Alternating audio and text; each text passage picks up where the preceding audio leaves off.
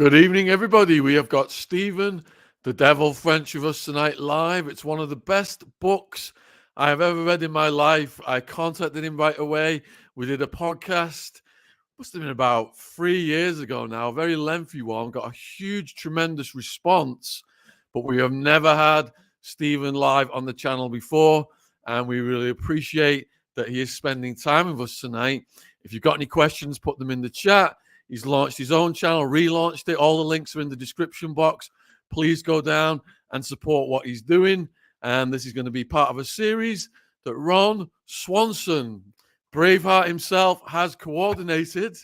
And we're going to be doing this on Thursday evenings at this time. I think we've got 3 of them lined up. Yeah, we do. So first off, huge thank you, Stephen, coming on. It's been a while. Yes, Sean, how are you doing? Yeah, tremendous. We're just so excited that you're back. It's like you went away for a few years and then bam. Yeah, I took a respite.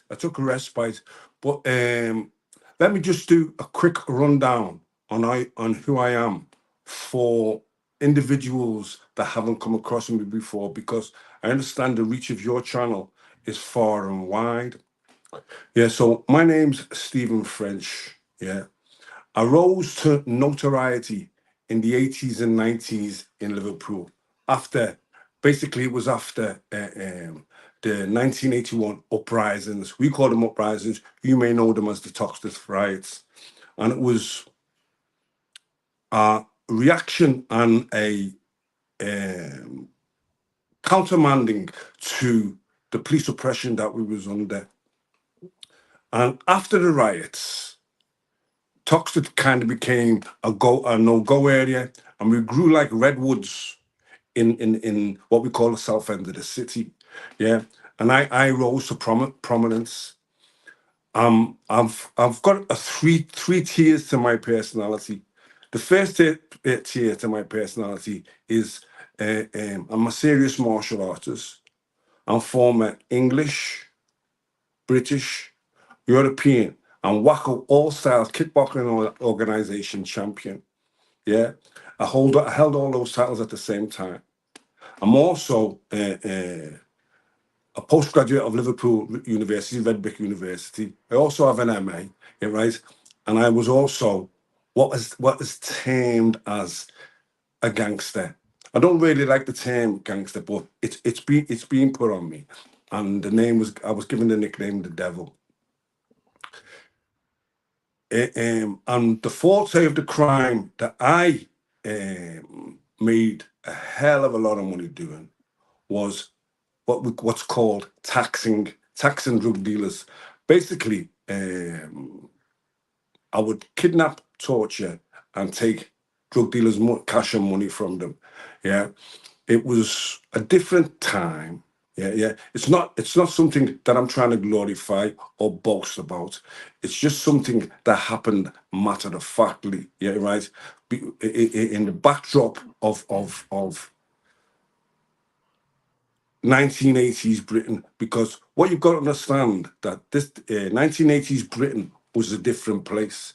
We in the South End, yeah, we're in the South End of the city with our backs to the Mersey, yeah, surrounded like Indians, yeah, right, by a lot of racist skinheads, Park Road boot boys, Lark Lane boot boys, Air Road boot boys, all skinheads, Crombie wearing, Ben Sherman wearing, Fleming jeans wearing, and Doc Martens shine stompers, they used to call them, because that's what we were known as. We were known as the South End Shines, yeah, right? So we were our backs to the Mersey, yeah, right? And we became a very militant force, yeah, you're right?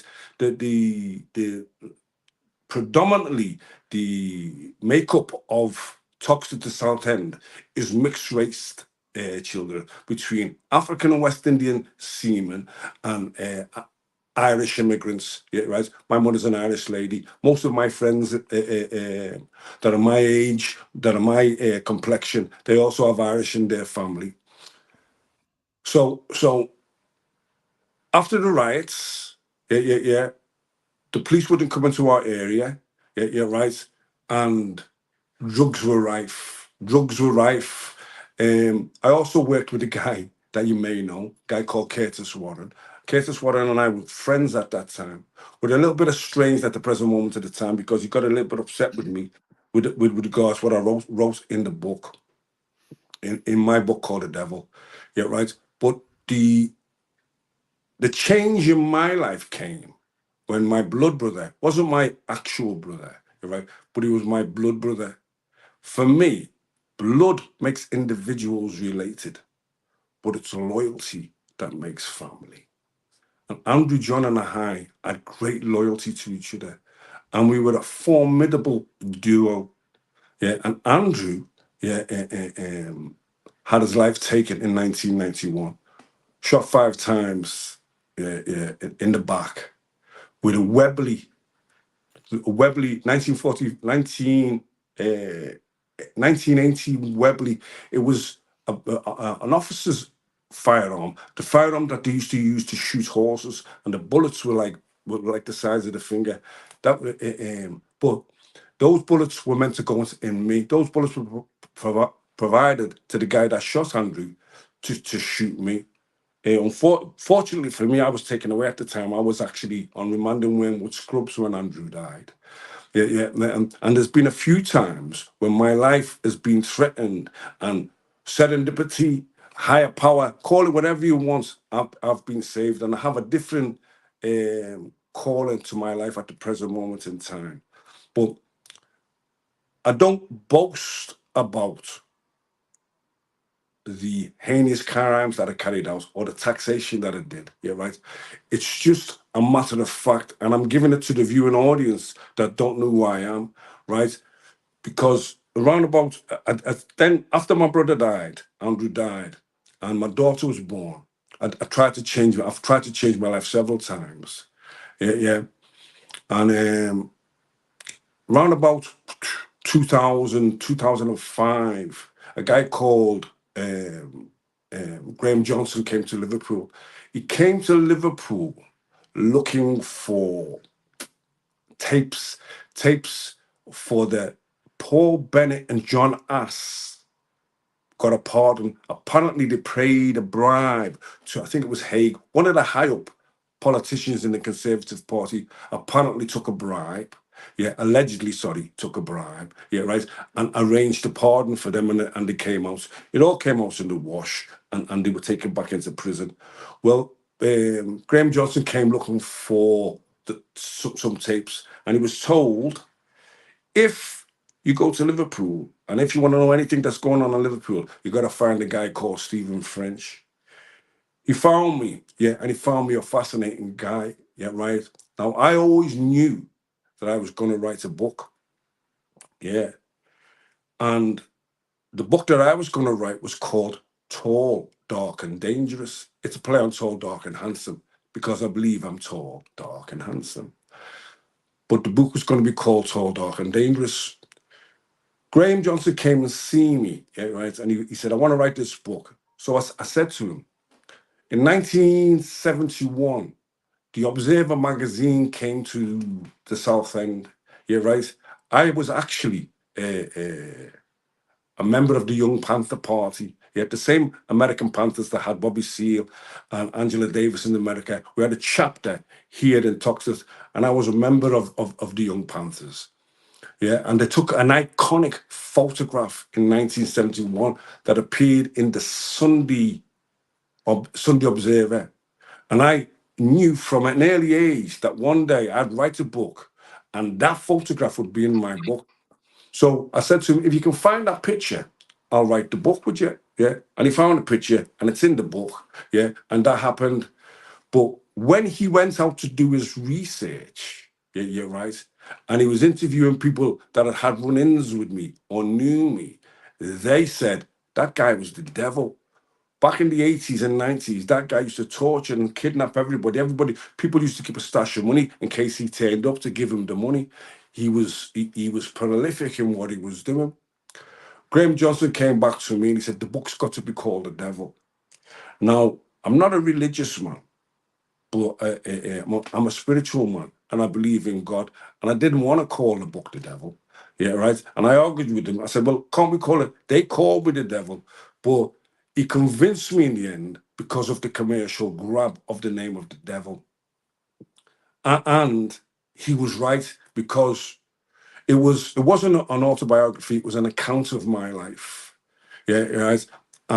It sold 40,000 copies.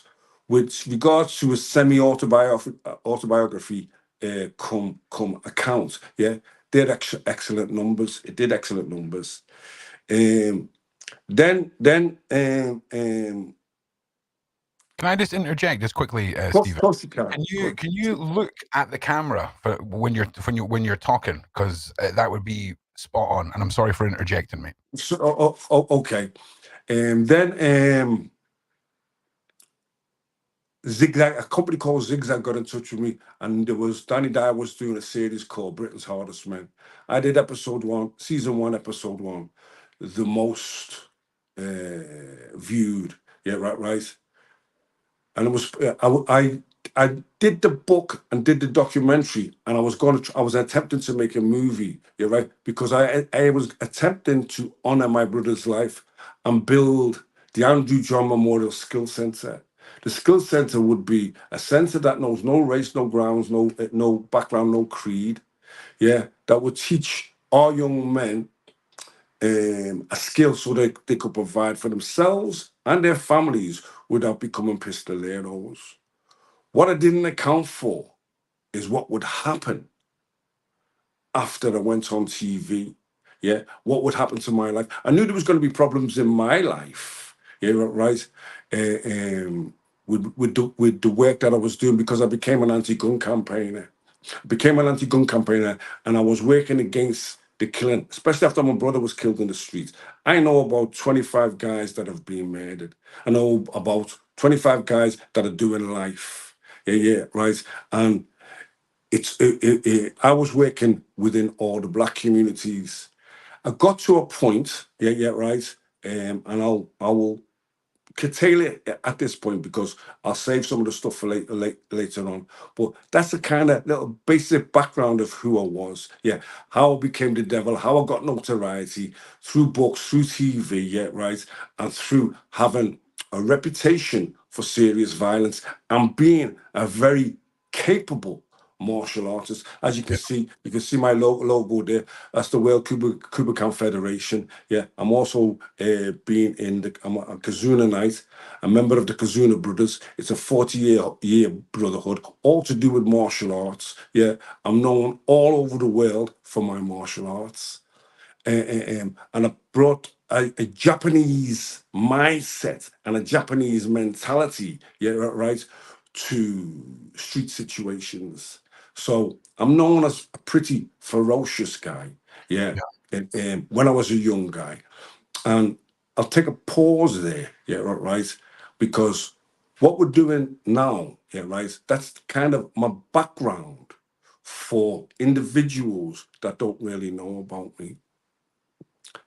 What this series is about is the untold prison stories.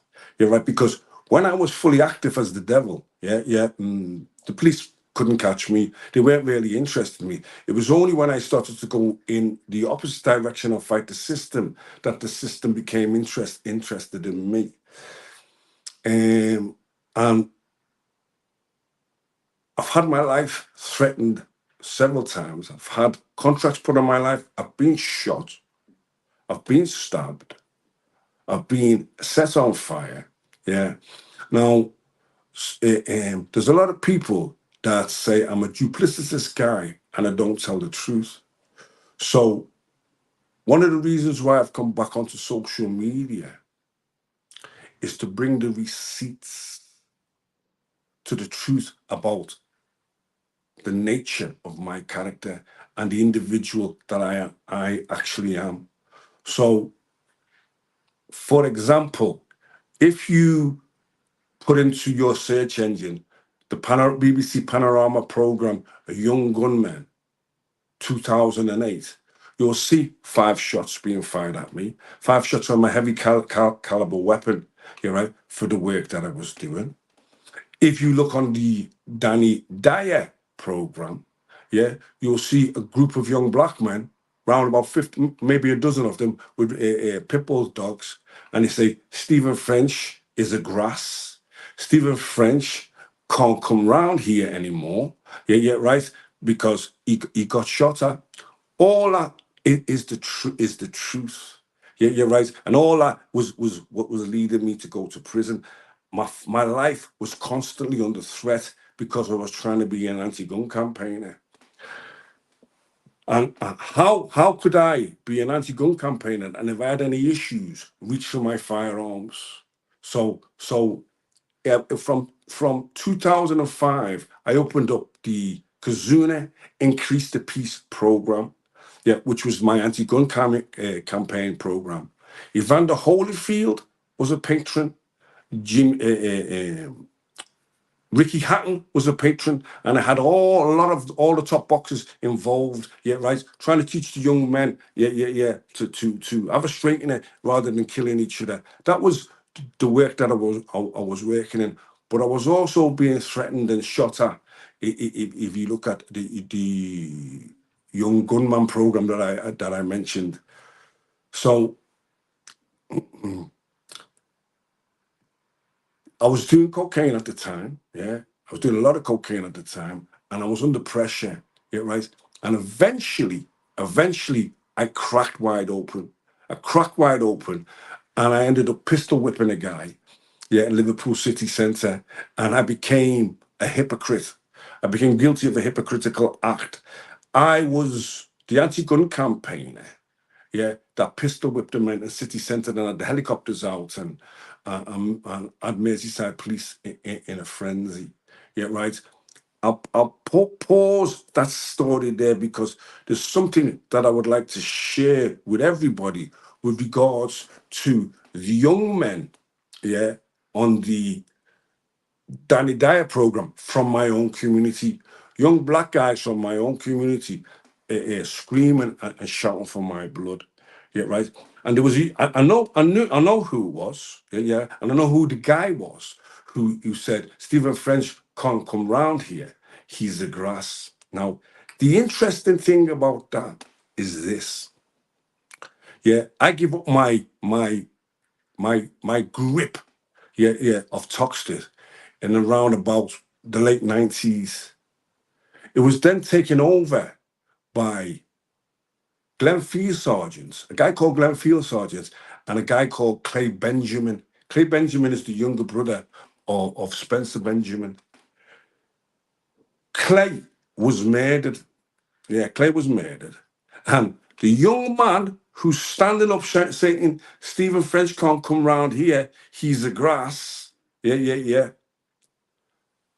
Made a statement in that case, went to court, pointed out the guy that was accused of the crime.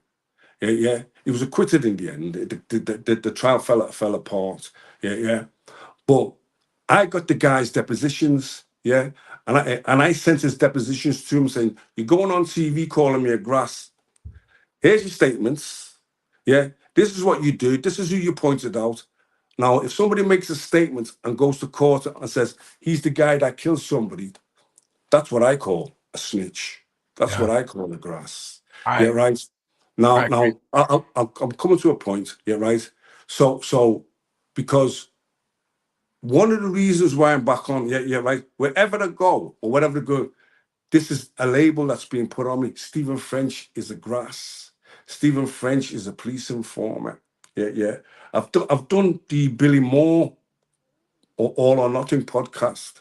Yeah. And I challenged anybody to bring the statements where I've put somebody in the dock or where I've stood and pointed at a man and said, he did this to me and he did that to me, or where I've put somebody else in a situation, yeah, to get myself out of my situation, yeah, because a lot of it, yeah, right, is envy and jealousy, yeah, and I'm the big black book that nobody could do anything with, especially on Merseyside, yeah.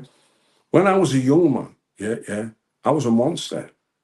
Monsters, yeah, they're not born, they're made, yeah, right, and we won't go too deep into it because there's stuff that I want to save for further on. But we will come back to that. Yeah, right. I'm just addressing the issues of anybody that wants to start coming on or into the live and shout and writing Stephen French is the grass. Don't just write Stephen French is the grass. Bring some details. Bring on who I grassed on, when I did it, and how I did it, or shut your fucking mouth. Or just shut your fucking mouth and don't bother coming into the lives and saying anything. I mean, that's a better option. No. This is one of the reasons why I'm back on social media. Yeah, right. Now I want to move into the first story. Yeah, right. But first, you need to know how I ended up in prison. Yeah. So I'm working. I've got the executive offices in Water Street, Liverpool, and Il Plazio, the money end of town. Yeah, I'm doing pensions and I'm doing commercial debt recoveries. Yeah, no win, no fee. Yeah, and I'm moving into pension work. And there's a young man, that knows all about the pensions, and I want him to come and work for me. But he owes a certain individual 1,500 quid. So I paid him under 1,500 quid, yeah, and he construes that as me being a weak guy or whatever he can construe it as, yeah. And he tries to start encroaching on our business. At that time, this is about 2013. At that time, I was also scheduled to fight at the Troxy in East London in a gloves, not guns match. Yeah, Stephen French and the Scouts of Tears. Yeah, I was fighting a kickboxer who I was 53 and I was fighting a kickboxer who fought 7 fights because I was leading by example. Yeah. Don't be scared to have a fight. Yeah. Don't be always wanting to shoot each other. Have a scrap. Yeah. Whoever wins, wins. Yeah. I was trying to bring back the standard. There's a few things that I was trying to do because you'll never stop young men rucking. You can't stop young men rucking. But what you can possibly do, is get them to put the firearms down and stop killing each other. They've got a similar thing in America. They call it street beefs. Yeah, you go into and you sort your shit out in the backyard. Yeah, and then you get a cut nose or a black eye instead of ending up in a box. I think it's much preferable. This guy now, refuses to fight me, sends me messages and tells me he's going to end me. Well, I've heard that, or I've heard how I'm going to be shot and done in 1,000,001 times. But then he made the mistake of threatening my daughter. They made the mistake of threatening my sister's hairdressers. Yeah. Made the mistake of threatening the females in my family. Yeah.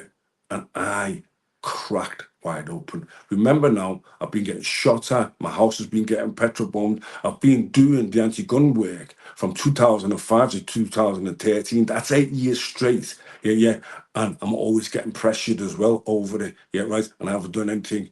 I'd had enough. So I decided I was going to murder this guy. Yeah. I decided that I was going to behead him. That's why I got caught with a machete. Yeah. I went to Callans and I bought a machete. Yeah. I bought a machete to do the job.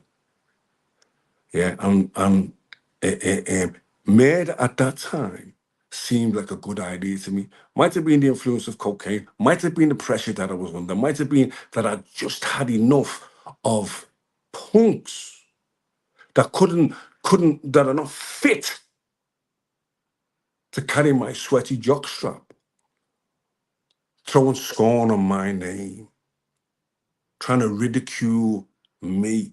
I'd had enough. And when I'm in Callans in Liverpool, yeah, and I bought a machete, yeah.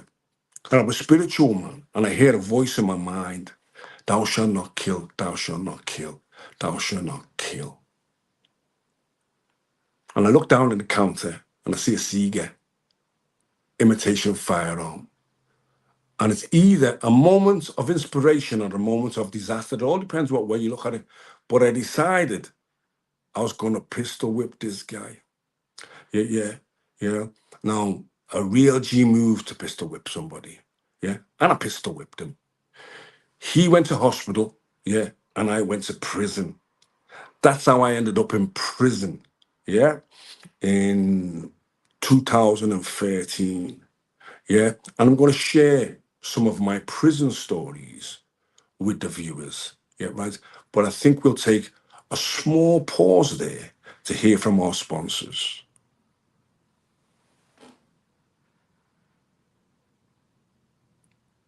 And what else happens in that? Burn a saint and altar card in your hands, and you actually take an oath.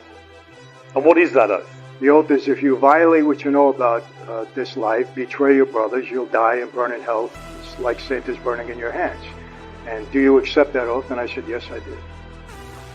Did you meet him tonight? Many times, yeah. What was he like? Great. I mean, I enjoyed it. Constantly be thinking, wherever you go, that somebody one day may tap you on the shoulder It's and exact what they would see as revenge for you breaking the code. I know that that's a possibility, yes. I mean, to me, it would be ridiculous to assume you hadn't. You can't be a mafia captain for that length of time, in charge of that number of people, and not kill people, can you? Well, let me put it this way. You know, it's a violent life at times. And if you're part of the life, you're part of the violence. And yeah, as a captain, I was given an order, told what to do, I did it. What do you think happened to him? There's two schools of thought. He hung himself, or he was murdered. Not only did I spend time in that prison, I spent time on that tier. Right. Because I was in lockdown there. I mean, all those things happening at one time, the cameras are gone, the guards fell asleep. It doesn't happen. When I was in there, they were watching me 24/7.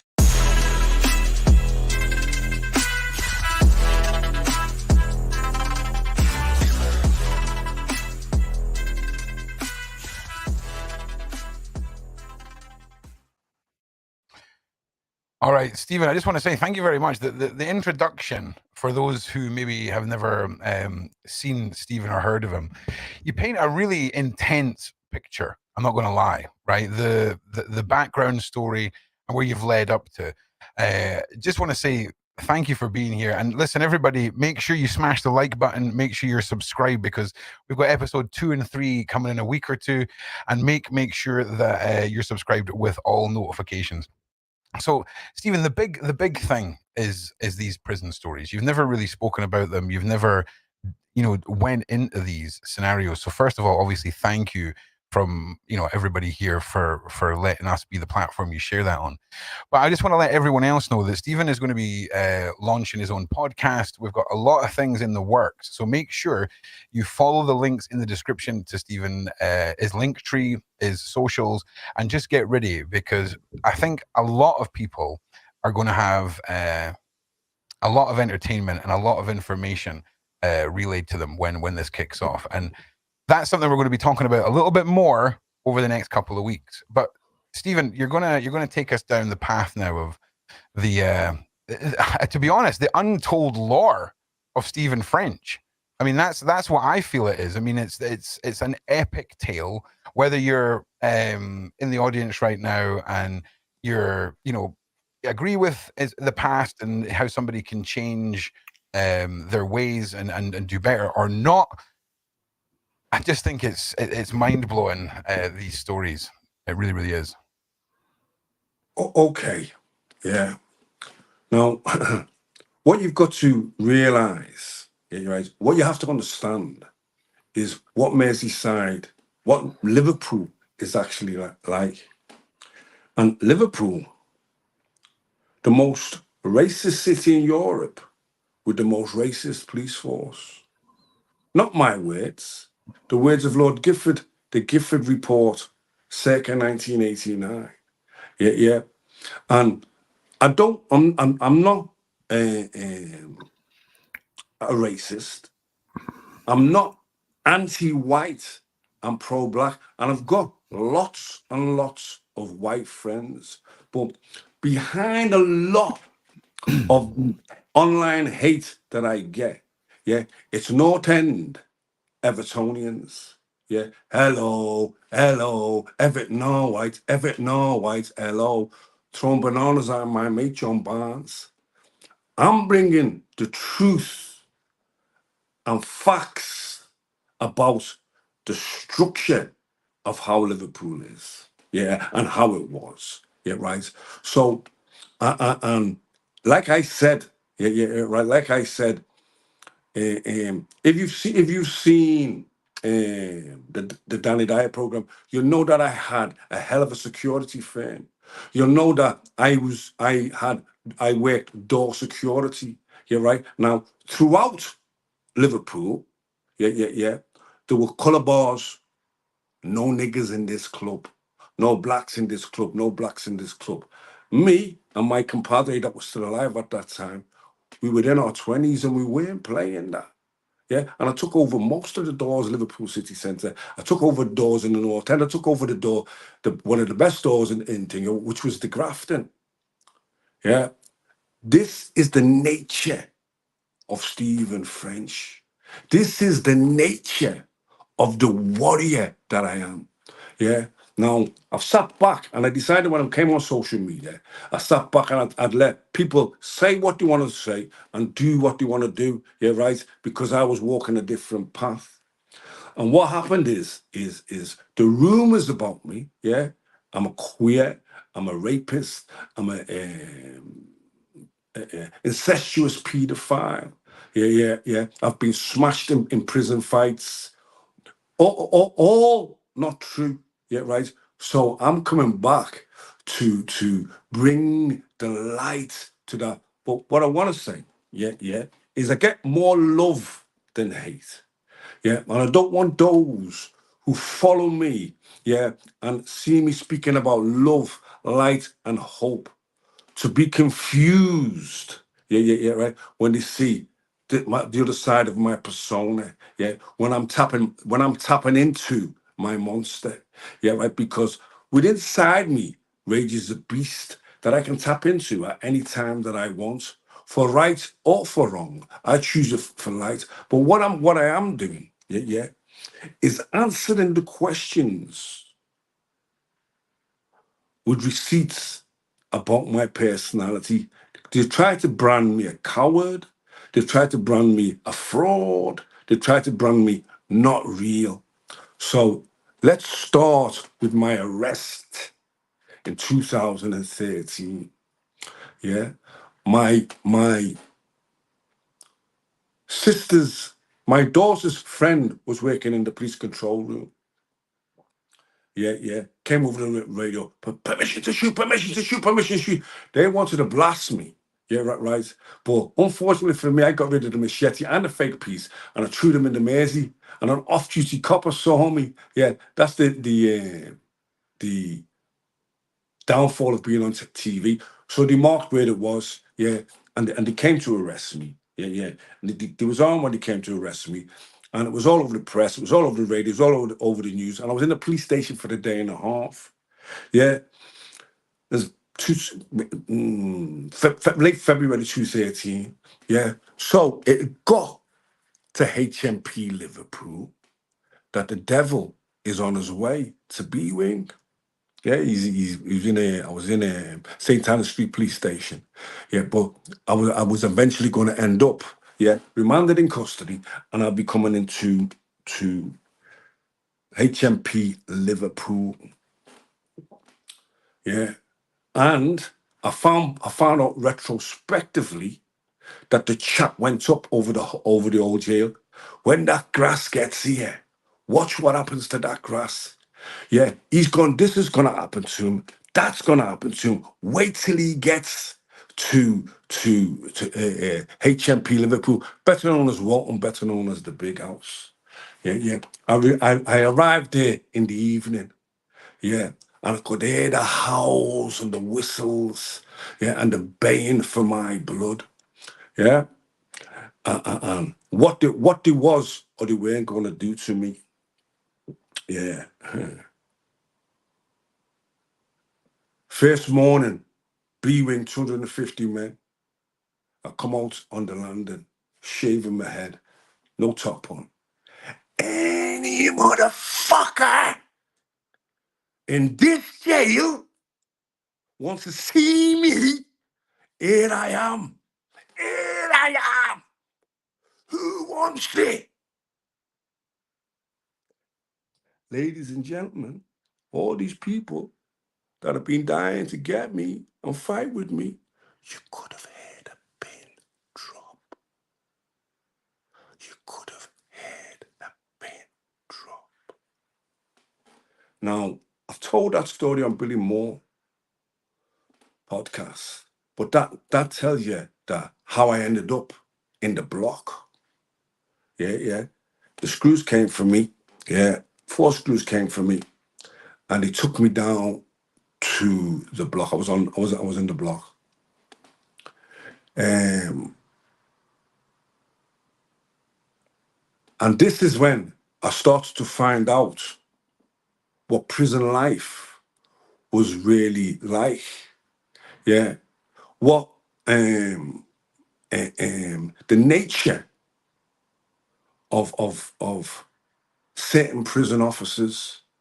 Yeah, brutal men brutalizing people. Yeah. Now, over the crack of the door, I could see over the crack of my door. Yeah, right. And I seen them going in on, I've got the guy's name written down somewhere. It's in my book, yeah, right. Yeah, going in and pad 13, I think it was. Yeah, right. And I'll never forget the officer, LP 23. I wrote a poem about him, yeah, and I could see them through the crack of the door going in. Yeah, you're right. 4 of them, yeah, tornado squad, yeah, and they went in and they beat this guy, yeah, right, to within an inch of his life. And I'm screaming out the door, try that shit with me. Why don't you come over here and try that shit with me? Yeah, the security governor was a guy called Platt, Security Governor Platt. I wrote a poem about Security Governor Platt. The first line was, Security Governor Platt is a twat, because that's what he was. Yeah, he was a horrible man. Yeah. I was on a 4-man unlock. Yeah, right. Only 4 men would come and unlock me. Yeah, right. Then they decided that they did, because I was very boisterous and very loud when I was in prison. Then they decided that they were going to keep me locked up and feed me like an animal through the door. Yeah, right. What I didn't realize, yeah, right, is that they were feeding me half rations and low rations, yeah, right, to weaken me, because they had a security meeting, yeah, right, and they decided that they was going to empty the blockhouse and we were all going to get moved to Preston. Yeah. And I'll pause the story there, yeah, right, because this is when I first came across a guy called Sam Walker. Yeah. Now, Sam Walker's had a lot to say about me. Yeah, Sam Walker's, he said some terrible things about me. Yeah. And he says that I only mention his name for clickbait. Yeah, that I only bring his name up so I can get clicks. So let me tell you about Sam the Bacon Lion Walker. He wrote to the Liverpool Echo, and he told the Liverpool Echo that he punched me and threw me down the stairs in the library because I was bullying other prisoners. And he wrote that story, and that story was published in the Echo. Yeah. When we do my podcast and that, I'm going to put up all these links so people can go and read the articles. Totally fictitious. I never knew the guy. Yeah, never even knew who he was until I read in the newspaper that he'd smashed me. Yeah. I've challenged him to fight in the ring several times. Yeah, right. I was challenging him to fight him at Wrexham. I hired a hall at Wrexham. I was going to wreck him at Wrexham. Wouldn't say no. I was doing bare knuckle boxing with a guy called Christian up in Warrington. We had a place in Haydock 400 seats, £25 a seat, £10,000. Yeah, come and box me in there. You're right, because I can fight. Even at 64, I can still throw punches. I can still knock a man out with one blow. Yeah, I know where to hit, how to hit, and I'm a trained fighter, and I have the courage to fight anybody.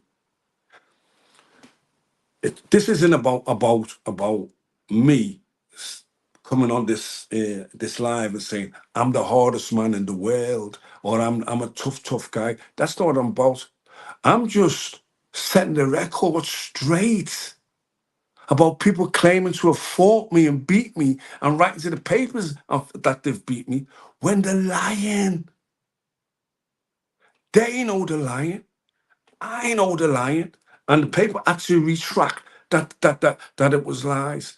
But these things got emotion, yeah, right? And he has a following, yeah, right? And it's strange.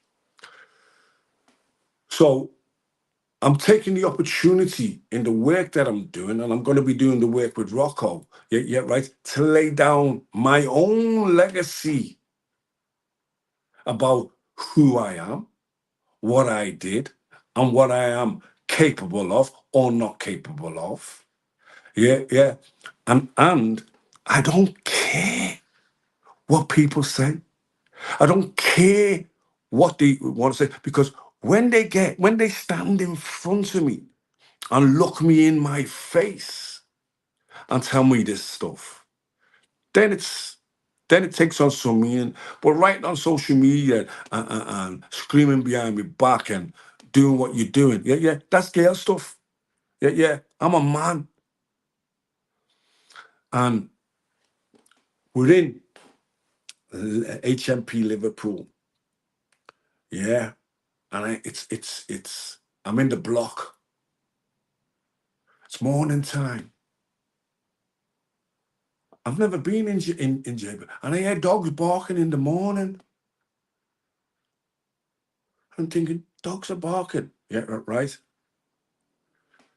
I sleep naked. I've always slept naked. Yeah. About 12 o'clock, my door flies open. Yeah. And it's a 4-man tornado squad. On the floor. And they look like riot police. They have batons. They have plastic shields, yeah, and they have elbow pads, knee pads, and crash helmets on. Yeah, you're right. Quite an intimidating look. Yeah, you're right. And they threw. I'm lying in my bunk. Yeah, you're right. And he threw the shield to try to flatten me on the bed. Yeah, right. But I've got quick reflexes, and I'm quite a quick guy. Yeah, and I rolled underneath the shield and got up. Yeah, right. And it was LP 2-3. I'm sure it was. Yeah, right. And I slammed him a shot. Yeah, right. That flew him out of the door. Yeah. Then I was overpowered. Yeah. And then it was 2:13, and I make a reference to 2:20. Yeah. What happened to George Floyd? Yeah. I call it being George Floyded. This was before George Floyd. Yeah, I was choked out. One go for your leg, the other one go for your arm, and then one of them will get you by the throat, and they'll choke you till you pass out. Yeah. They're not supposed to hit you on the head with the cautious. Yeah. I was whacked over the head 3 times. Yeah. And I was taken to Preston jail. Yeah. Dragged out naked. Yeah. Put in a sweatbox. Taken there. Yeah, right. And my head was like the Elephant Man. Yeah. And I couldn't walk. Yeah. They beat me like a runaway slave. They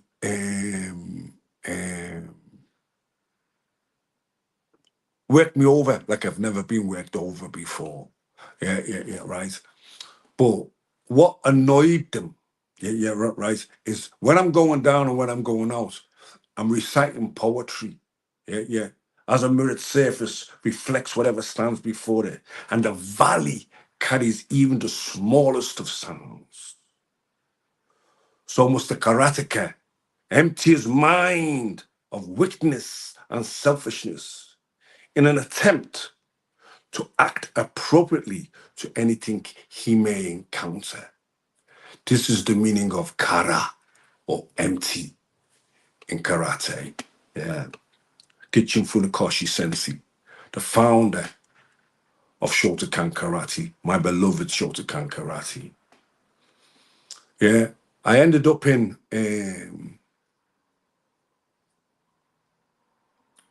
HMP, Preston. All my stuff was left behind. I was taken from one block to another block. Yeah. I needed medical attention. I was denied medical attention, and they left me locked in the block until the swelling in my head came down. Yeah. Then it's known on my files. Yeah, it's known on my files. If you come police files and prison files, if you come heavy-handed to Stephen French, he's going to fight with you. Yeah, he's going to fight with any officers that come. He's going to fight with you, unless you send a woman. Yeah, because I told the police, if you ever want to arrest me and have no aggravation, send a woman to arrest me, because I don't fight with females, and I'll come like a lamb. And the female governor, there was a female governor, she came to see me, and she said, we want to let you go up onto into general population. We want to bring you off out of the block. Yeah, right. But are you going to behave, Stephen? Are you going to toe the line? So I said to her, well, all my stuff's been left. I accrued some stuff, and your possessions in prison are all you have. So I said to her, send a taxi to Walton, get my stuff, bring me my stuff back, give me my stuff to go up on the wing. Yeah, right. Get me a job. Yeah, and I'll be as good as gold. Yeah. That's my first prison story. Yeah. I think we should take another break and hear from our sponsors. And what else happens in that? Burn a saint and altar card in your hands, and you actually take an oath. And what is that oath? The oath is, if you violate what you know about this life, betray your brothers, you'll die and burn in hell. It's like Saint is burning in your hands. And do you accept that oath? And I said, yes, I did. Did you meet him, Snodge? Many times, yeah. What was he like? Great. I mean, I enjoyed it. Constantly be thinking, wherever you go, that somebody one day may tap you on the shoulder. It's and exact what they would see as revenge for you breaking the code. I know that that's a possibility, yes. I mean, to me, it would be ridiculous to assume you hadn't. You can't be a mafia captain for that length of time, in charge of that number of people, and not kill people, can you? Well, let me put it this way. It's a violent life at times. And if you're part of the life, you're part of the violence. And yeah, as a captain, I was given an order, told what to do, I did it. What do you think happened to him? There's two schools of thought. He hung himself, or he was murdered. Not only did I spend time in that prison, I spent time on that tier. Right. Because I was in lockdown there. I mean, all those things happening at one time, the cameras are gone, the guards fell asleep. It doesn't happen. When I was in there, they were watching me 24/7.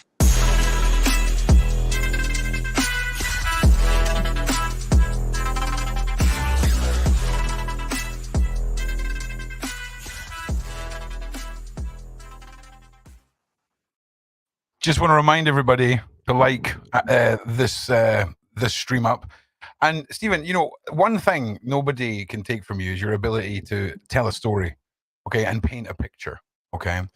And your life in prison has, I'm assuming, multiple aspects, because I imagine with your background being put in a prison where, you're vulnerable, and did you ever feel like you were put in a position perhaps on purpose. Did you ever feel like the establishment was trying to push for the demise of Stephen French and was using their systems to do so? Listen, but right. That's an excellent question. Yeah, right. But we're talking about 213 now. Yeah, we're talking about 213. Yeah, right. And I'll get you to hold that question, you're right, because I did a second prison sentence in 216. Yeah, right. And that what you're talking about. Yeah, being placed in certain prisons in order, being placed in prisons where there was guys that had robbed. Yeah. Killers. Yeah, right. Guys that were doing two brothers doing life in Weymouth. They put me on the same wing as them. Yeah, right. And me and him used to share a girlfriend, and it had do not put together.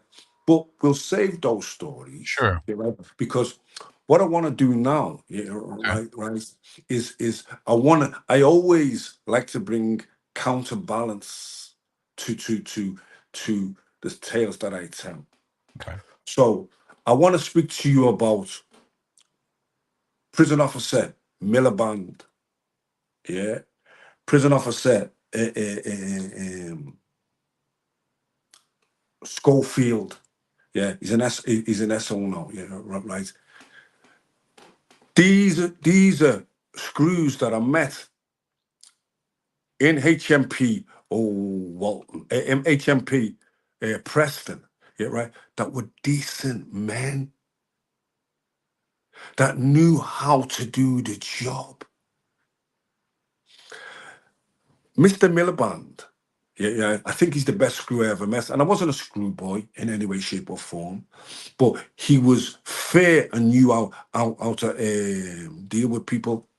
But my favorite was an army guy called Mr. Palmer. Yeah. And why Mr. Palmer was my favorite, yeah, right, is he said to me in a roundabout way, yeah, Stephen, if you want the #1 job in this jail, as the #1 on the servery, best job in the jail is the #1 on the servery. If you want the #1 job on the servery, yeah. He said there's been a nonsense in. He's been on remand for two years. Yeah, right. And he was a huge guy. Yeah, did something to one of the girl who he did something. A family was in one of the soaps. That's all I can remember. The girl, a family, was in one of the soaps. If anybody from the Preston prison remembers it, yeah, come on and give me the details. Yeah, this guy, yeah, had been roaming around this jail, and I don't know why he was on remand for 2 years, but he'd been on this wing for 2 years. Yeah. And indirectly, because I don't want to get Mr. Palmer into any trouble, I found out that he was a nonce. Yeah, right. And I put a proposal to Mr. Palmer. Yeah. If that nonce gets off the wing, yeah, right, can I have that job? Yeah. And I booked up on a guy in Preston called Barnsley. Barnsley was a little short white guy from Kirby, but he was a jacker. He was a jacker like me. Me and Barnsley became friends. Yeah. So I did quite a few nonsense in jail. Yeah, right. And I did him with a left elbow. Yeah, went in, whacked him with a left elbow. He went down. Yeah. Then Barnsley set about him, and Barnsley did him. Yeah. Then, yeah. We threw him out of the cell onto the wing. Yeah, right. And told him to go on the Bacon's wing. You need to go with the Bacons. You can't be around prisoners like us. Yeah. And then I became the #1 in that jail, the #1 in the servery. There was a few screws that didn't like me. Yeah, right. But just for balance, and not because I will be going into more details about corrupt officers in later episodes, and officers that set people up to get killed, and officers that bring phones in, and officers that do the corruption. We'll speak about that. Right. But I'm speaking about the cold-faced workers, ordinary men. Mr. Palmer was ex-army. Anybody that's been in the army, ex-army, do you know how to deal with fellas? Do you know how to handle people? Right. And you'll notice, I'm out of jail now, and I still refer to them as Mr. Miliband, Mr. Palmer, because I have respect for them. I'm not an animal. And I knew I was in jail. And I was in what I did. I was guilty of the crime. There wasn't no mistakes. I pleaded guilty, and I was doing my sentence. Right. But prison is a microcosm of the broader society. It's a microcosm of the broader society without women. And prison is a tender box. The desperation, the depression, and the violence is always hanging in the air. Right. And it doesn't matter if you're innocent or guilty. Right. If you get on a sex charge, you're gonna get done. You're gonna get done in jail. They're gonna come in your pad and they're gonna do you. I went into 5 different prisons in 2016 when I was charged with a rape. With a target on my back. They actually caught me. They actually caught me. They paid a 2-strike lifer to whack me over the back of the head with a sock, a battery, something. A can of tuna in a sock. They said in the paper it was a snooker ball. It wasn't a snooker ball. It was a can of tuna. But I saw it at the last second, and it gave me a glancing blow. Right. Cracked my skull. Now, if you notice, I've done some podcasts and some stuff. Right. And I have a stammer, got a speech impediment. That was a result of being attacked in prison. Right. It was a paid hit. I was on a wing with 12 Scousers. They never said boo to me. They never said boo to me. Guy called Roy Hickman, absolute beaut. I remember waiting for him in the showers. I caught him in the showers. And I was waiting for him, and he sat down in the showers, right? Because in the gym, church and gym is where you can have it. So I'm waiting for him in the showers. He was running the jail. He was running the drugs in the jail, and they were all looking up to him. Right. But he was a prick. And this prick, ran out, grabbed the shoes, grabbed the socks, and ran out and ran by the screws because he knew I was waiting for him. Right. He's the one that paid the guy to smash me over the back of the head. No, I never caught up with him, and I've forgiven him, and I've moved on for it. Right. But that was the only time that I ever come unstuck in prison. I was attacked in the chapel. And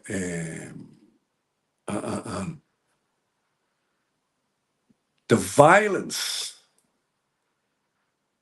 that takes place in prison is swept under the carpet.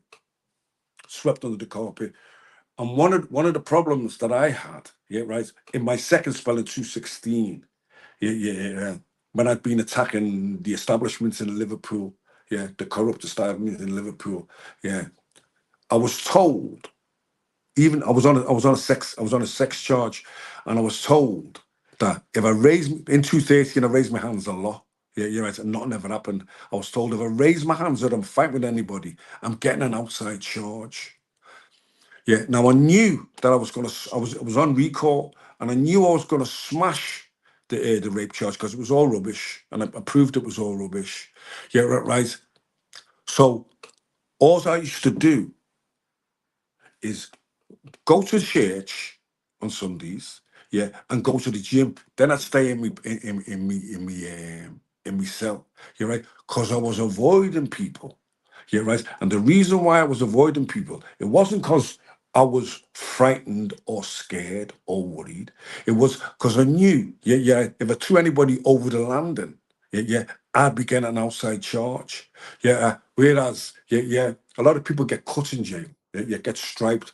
They make a makeshift knives with two brushes and chopped up razor blades. Yeah, I've seen a guy running down the wing. Yeah, in HMP Preston, with his cheek flapping like that. No outside charge for that. That was dealt with an inside matter, and they say they have a policy of zero tolerance to violence in prison. Yeah. People, they say, oh, they've got TVs in jail, jail's easy. Anybody who says prison's easy and they can do prison spinning on the penis, yeah, is a liar. Is a liar. Jail is horrible. You're deprived of your freedom. You're told when to eat, when to wash, when to wake up, when to go to sleep. Yeah. You've got no autonomy whatsoever. It's absolutely awful. Yeah. And I then from Preston, I finished off in a jail called Lancaster Farms. I went to. Yeah. Now Lancaster Farms. Yeah. A lot of the prison officers were in the EDL. Yeah, it was a racist jail. That bad racist jail. Yeah, can't even remember the screw's name. Yeah, right. Who gave me a hard time in that prison. But I think before we go into the 2016 stuff and the stuff that happened to me when I was on the rape charge and how the rape charge come about, I think we'll take a break there. I think that's enough for the scene. Can I just jump in and ask you a question, right? Because Of course you can. we're talking about the extreme violence, right, and things that shock you. Let's put this in perspective a little bit, Stephen, because you'd seen a lot of things that people would probably describe as traumatic, whether you were witnessing it or creating it up to this point, right? And when you got into that captured state, did you ever witness something in prison that made you feel, how could somebody do that took you aback? And if so, could you tell us about it?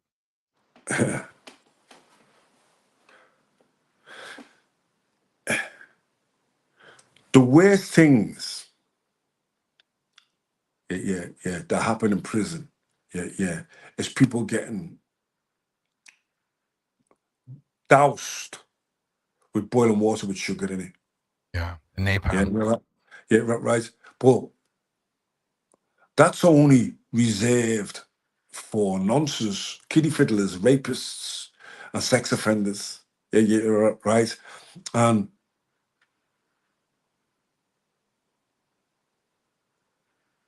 I seen he was a double rapist, double child rapist, and it came out about him, and he was trying to sneak through the wing. Yeah, right. And it was lads, Liverpool lads. Yeah, right. And he doused them. His skin was dripping off. Yeah.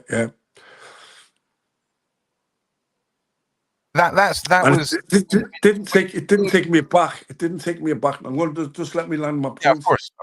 It didn't take me aback. I wasn't horrified by it. Yeah, I felt good. Yeah, because I hate sex offenders. I hate nonsense, and I hate people that interfere with children. Yeah, right. It's when it's what. Yeah, I'll share this bit with you. Okay. Yeah, right. I'll share this bit with you. Sam Walker, the lady that accused me of rape.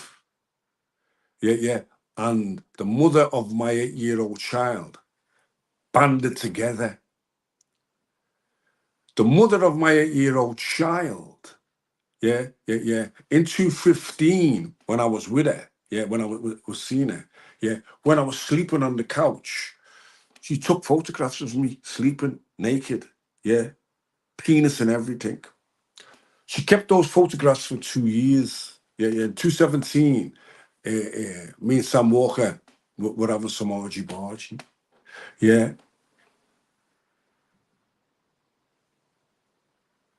He made a poster where he juxtaposed a naked photograph of me and a semi-naked photograph of my daughter, with the caption, "This is Stephen French's 2-year-old daughter." And he's been sexually interfering with her for she's 18 months old. Right. And he posted that onto his social media. Now, I had a solicitor called John Brown from Hogan and Brown solicitors. John Brown was the senior partner. He was my representation in the rape rape allegations in 2016. Right. He said the police and the Mersey and Cheshire CPS case that he's seen was the most underhanded case he'd ever seen in his life, and I should never have been charged. He couldn't believe it. And he told me, he said, "Stephen, if you ever get accused by a woman again, you're going to have to break your golden rule, and you're going to have to make a statement to save yourself. You're going to have to make a statement to the police. If a woman ever accuses you of rape." Right now, in 2017, it's all over. Naked pictures of me are all over the internet. Right. Naked pictures of me juxtaposing with daughter, saying that I sexually abused my daughter.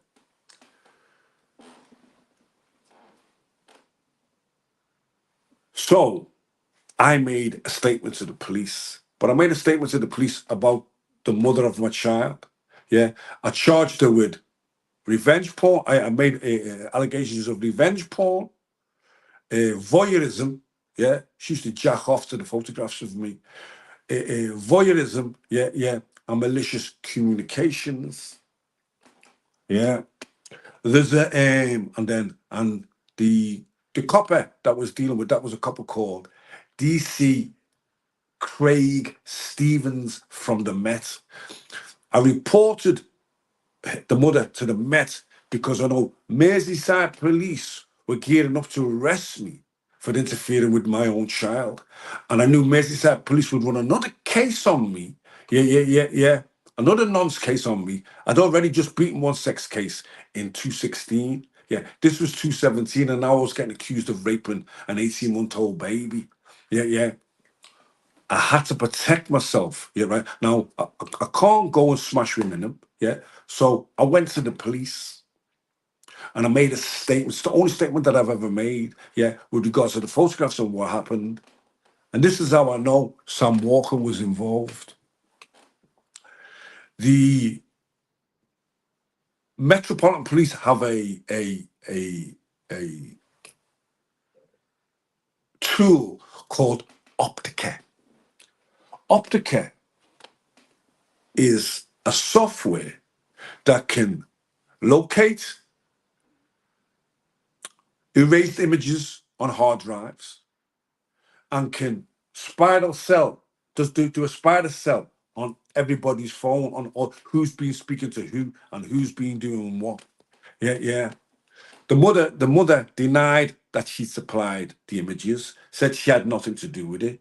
She was arrested. Her phones were seized. The images were found on her phone.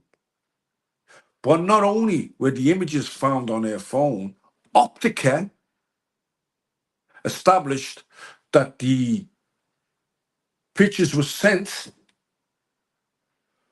to a phone that belonged to a man called Dean Jones. Dean Jones was one of Sam Walker's alias.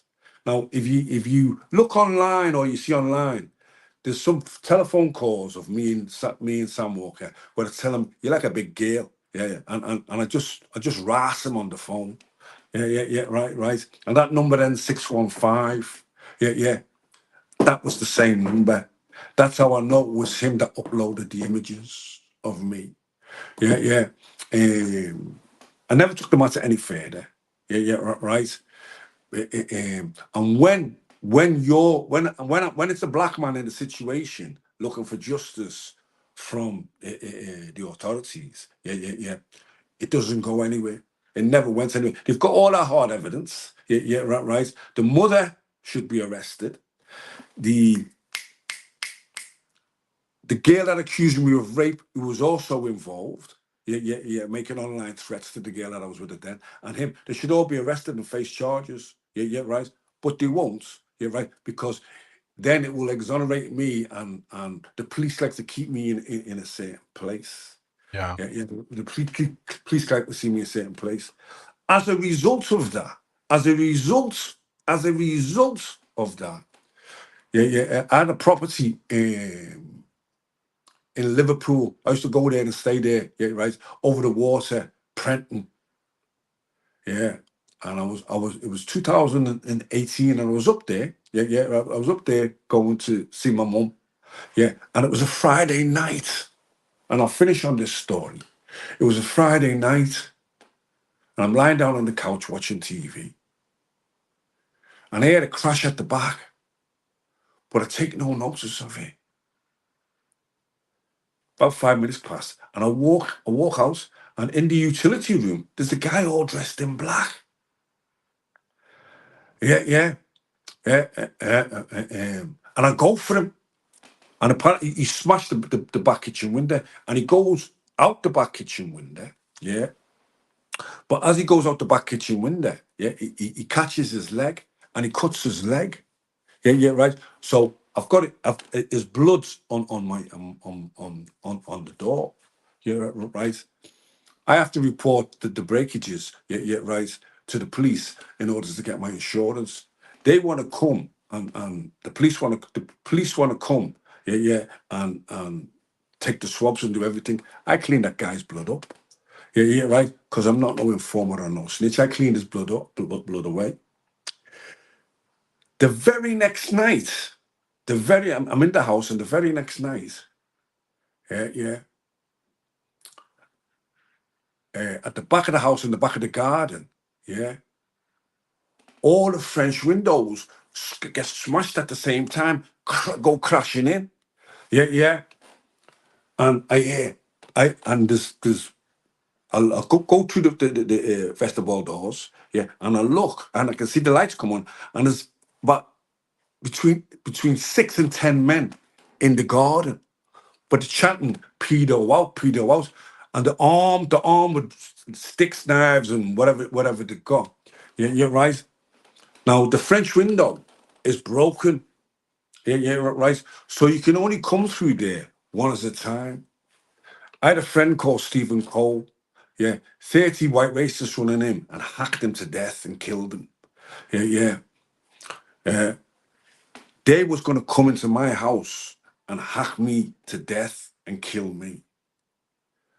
But I was armed. I was armed with a hammer. Yeah, and I'm not a frightened guy. Yeah, it's like the 300. Yeah, and the pass at Thermopylae. Yeah, right. Only so many can come through. Yeah, and where the window was, yeah, they could only come through one at a time. Yeah, and I said, let's have it! And I rushed them. And 8 or 10 men, and they know who they are. Yeah, they had a shit in my garden. They know who they are. Yeah. And they boast that they came and smashed my windows in. But you don't tell the end of the story. When Stephen French chased 8 or 10 of them up the street with a hammer, my neighbor seen them and called the police. Yeah, right. The police came. The police wanted to arrest me because I had a hammer in my hand. Yeah. My neighbor came over. My neighbor was an Asian guy. My neighbor came over and said, no, you've got to come and see the CCTV. Yeah. And then you'll know why he had a hammer. Yeah, right. So PC Tweedale from Birkenhead Police Station. I've got all the numbers and stuff written down. I keep meticulous records, yeah, right, to verify what I say with details. Yeah. The copper goes and see the copper, he's been wanting to arrest me. He goes into the neighbor's house, sees the video, yeah, seizes the video for evidence, and says, Stephen, we don't know, we're going to see if we can find out who these people are, but you need to come in and make a statement. You need to come to you. I said, go fuck yourself. You just wanted to arrest me. And now you've seen that I've chased 11 men on my own with a hammer. Now you want me to come in and make a statement and go fuck yourself, man. Yeah. And I boarded that house up and I went and stayed in the hotel. Yeah. If I was a shit house, if I was a coward, yeah, they'd have got into my house and they'd have hacked me to death. The same way they hacked Cole. They said Stephen Cole was a bully. Yeah, Stephen Cole lived in Kirby. They couldn't handle. He was another big black buck that he couldn't handle. He could fight them all one by one. 30 of them running. One of them pepper sprayed him, and then the others chopped him to bits. Yeah, right. Right in front of his wife. Yeah, white racist motherfuckers from Liverpool. They know who they are. Yeah, John Riley, some of them done jail for it. Yeah. Coley was my mate, and Coley, yeah, was a lion. Yeah, right. They chopped him to bits because he never had a tool. I had a tool because they'd been there the night before. Yeah, and me with a lump hammer and a machete in my hand. Yeah. I'll fight as many men that are coming. I'll go down fighting. Yeah. But these, they come to smash in the windows and they come to do whatever they was doing. Yeah, right. But when they met the ferocious Stephen French, ready for battle, ready to fight and die in that garden, yeah, they turned tail and ran. Between 8 and 11 men ran for one man. And I've heard stories about that. Yeah, I did a podcast with a guy called Yami B, and somebody wrote in the comments, I had a shit in Stephen French's garden. Yeah, that's because you shit your pants when it came out. Yeah, this is why. And these are the, I'm trying to get that video from the police. I'd love to play that video online. Yeah, it's part of police evidence. Yeah, right. Just to verify the story. But I'll say this and I'll finish with this. Those of you who see this and were there that night, yeah, look at your mate that you was with, and you've told all the stories about how you smashed Frenchie's house up and how you did this. Then look at your mate and tell your mate, did we run or did we stand and fight? And don't lie to each other, because you just know the truth. And I know the truth. Yeah. Many a time I've been outnumbered. I was outnumbered in Walton Prison. I challenged 250 men to fight. Shirt off, shaving me head. Yeah. Because I'm fearless. I've got a fearless nature. Yeah. I mentioned Shotokan Karate, and I mentioned Gichin Funakoshi. Gichin Funakoshi Sensei, yeah, was the founder of Shotokan Karate. Nakamura Sensei, yeah, was his student. Nakamura Sensei was my sensei's instructor, Ronnie Colwell. And this is why they can never say that I'm a racist, because Ronnie Colwell was a white guy. I ended up calling him Pops, and I loved that man. That man found me when I was 15, and he said to me, there's something in you, young man, and I'm going to bring it out of you. And in bringing it out of you, I'll either make you or break you. And he made me. And I'll finish with this. The best compliment I ever got. Yeah. Kenny, a lad called a guy called Kenny Rainford. Kenny Rainford arranged for Mike Tyson to come to Liverpool. Yeah. And I knew Mike. I knew Mike from before that. I knew Mike from the Mike when he fought. What's his name? Bruno. Yeah, I met Mike when he fought Bruno. So I said, will you allow Mike to present my karate instructor with his Lifetime Achievements Award at your event? And Kenny allowed me to do that. Yeah. And when Mike was on the stage, yeah, and he presented Ronnie, he said, that guy there has got his own customato. Ronnie Caldwell was my customato. Yeah. Mike compared us together because we were both inner city ghetto youths. We were both bullied when we were kids.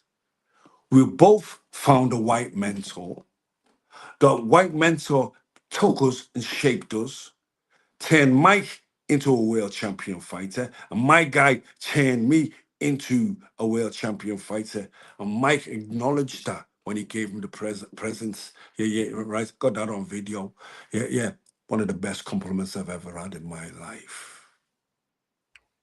I think we'll leave it there.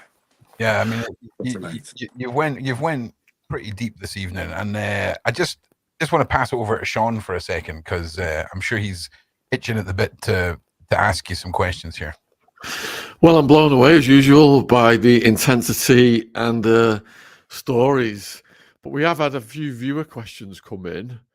So JB Lanks is asking, does Stephen remember Billy Higgins? Yes, I do. Billy Higgins took me to Holland, yeah, for my first international fight. Billy Higgins was a mixed race guy that was on the English karate team with a guy called Tiki Donovan. Yes, I do remember Billy Higgins, a great karateka, great karate man. Paula is asking whether you get scared when a lot of men are coming at you.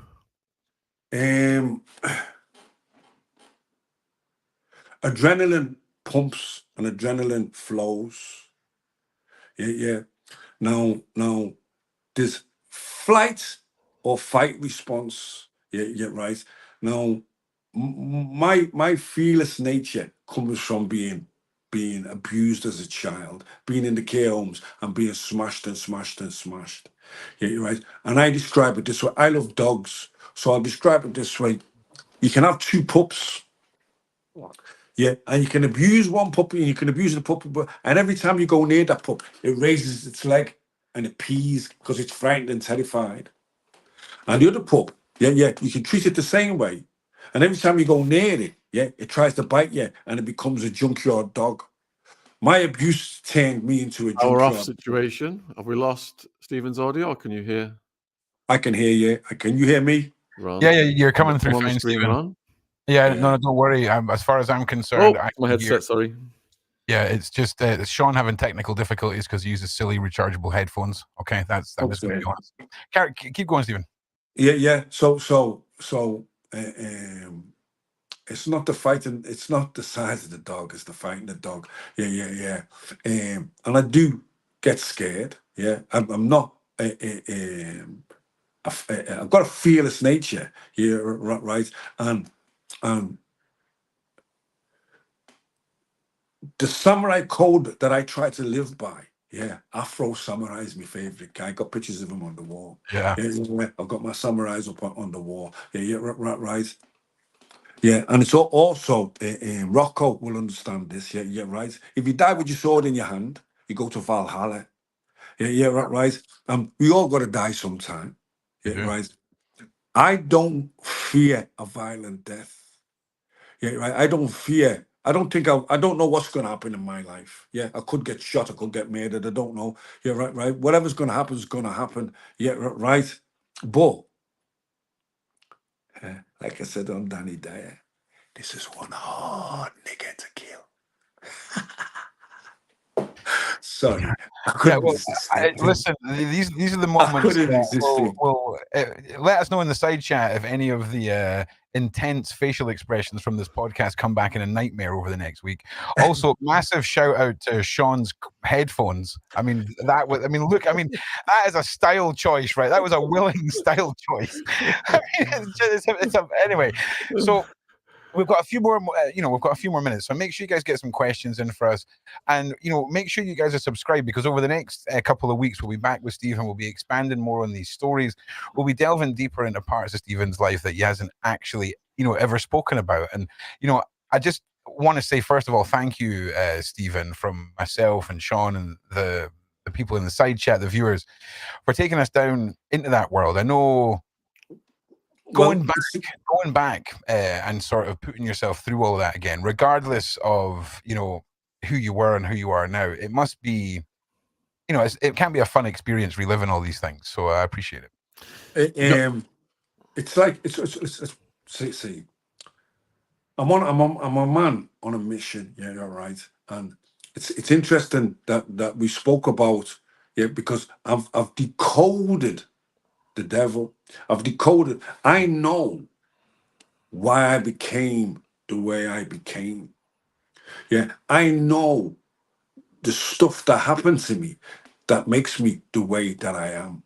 Yeah, and I'm going to share that knowledge, and I'm going to share that in part 2 and part 3. Yeah, right. But also, it's about, and I'll say this now. Yeah, right. I've got a grandson that's 4, and I've got a granddaughter that's 7, and they're beginning to read. Yeah, right. And I am going to, and I'm so grateful for Rocco. Yeah, right. Because I'm going to lay down my own legacy. Yeah, right. I'm going to control what I say. Yeah, right. But what I'm going to do, yeah, right, is I'm going to bring the truth, warts and all. Yeah, right. I'm not going to big myself up. I'm not going to make up any stories. Yeah, right. I'm going to bring the gospel, honest truth. Yeah, right. Because I want my grandkids to know who their granddad is. Yeah, and that their granddad is not a coward, is not a snitch, is not a rapist, is not a pedophile. Yeah. I'm a brave man. Yeah, right. With compassion, with love, with light, with hope, and move with respect. And you see, I'm letting a part out of me that I've contained. Yeah. And people that know me and see me will think, what's Stephen doing? Yeah. I'm answering the skid marks and no marks that have scoffed on my name, that have laughed at my name, that have ridiculed me, and I've just sat there and took it, Now it's my turn, you're right, and watch what happens, watch how much interest I generate, watch what I do, and I'm not bragging or boasting. Yeah, right. I'm speaking matter of factly. Yeah, I'm just speaking matter of factly. Yeah, right. Because when you're telling the truth, you don't have to remember anything. It's only when you're lying you have to remember. And I've had, and a lot of the online hate I receive. Yeah. And I'll say it again. Yeah.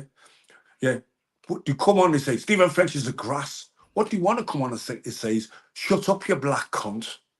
Because racism's alive and well. But we won't make it about that. Yeah, we won't make it about. I know why they do what they do, You're right. But I also receive a tremendous amount of love. Yeah, right. I'm accused of being a black racist. Yeah. I've just spoke to you about Ronnie Colwell. I call him, he was my white father. I called him Pops. Yeah. Got a friend over South London, West London Massive, Kevin Sumer. Kevin Sumer was allegedly connected to the A-team. And in the late 90s, early 2000s, was caught with the list with all the supergrasses on it. Yeah, the list of the supergrasses on it. Kevin came online and said, I've got the list with all the supergrasses on it. And I'm telling you, Stephen French isn't on it. And me and him have been friends ever since then. Yeah. I was over at the Blind Beggar and I did a short video, in remembrance of Dave Courtney. Dave Courtney got called a snitch, and Dave Courtney was one of the bravest guys that I knew. Yeah, right. And one of the first guys to welcome me into London. I know, I know. I live in South London. Yeah, right. And I've got friends in South London massives. Yeah, right. Men that respect me. Yeah. Can't even call the names to that serious. Yeah, I've got friends in West London. Yeah. I've got friends in North London, South London. Yeah. I've got friends in Merseyside. Yeah. Got me tickets. Got me tickets for the cup final on Sunday, going with my nephew. Yeah, and my mates in Liverpool went and picked them up for me off another guy that got the tickets for me. Yeah. I'm connected to people all over the place. Yeah. And I'm not a racist because I can point out racism and white racists. That doesn't make me a racist. Yeah, because I love my white friends. I love my white mother. Yeah, I love my white aunties. Yeah, right. I identify as a black man. I'm first generation British born black. Yeah, that's how I identify. Yeah. I come from Toxteth. Yeah. Scousers have got a reputation for being militant. The most militant people in Liverpool were the black Scousers. You understand? I'm a black Scouser. And I'm proud of that fact. Yeah. Now there was some argy-bargy that I was run out of Liverpool and that I was chased out of Liverpool and that I can't go here and I can't go there. So on the 18th of December, just gone, yeah, I went to Anfield on my own, put my suit on so everybody knew it was me. I went to Anfield to the new stand to watch us play. We had the draw with Man United. Yeah, just to prove a point that I go wherever I want to go. And whenever I want to go there. And you know, the only thing that happened to me at Anfield, but all these people come on the line, if he comes up here, he's getting killed. If he can't go in. I did about 60 selfies. People just wanted selfies with me. Yeah, right. It's just online harbingers. I call them skid marks and no marks. You may call them trolls. Yeah, right. And Rocco has been counselling me and guiding me that it doesn't matter. He gave me the analogy. Yeah, right. If they call me a wanker, yeah, that's an opinion. If they say they see me wanking, that's saying an act, and you can't do that. Yeah, which is always a great way to look at it. Yeah, it's and true. Rocco's helping me with that. He's helping me with that because, and this is for you, Sean. Yeah. You know my story a little bit. I won't be derailed this time, Sean. Good. Like I was derailed last time. Yeah. I watched a couple of years ago, when you was put through the meat grinder. Yeah, you're right. And then they were lining up and they were saying this and they were saying that about you, and you handled it like a pro.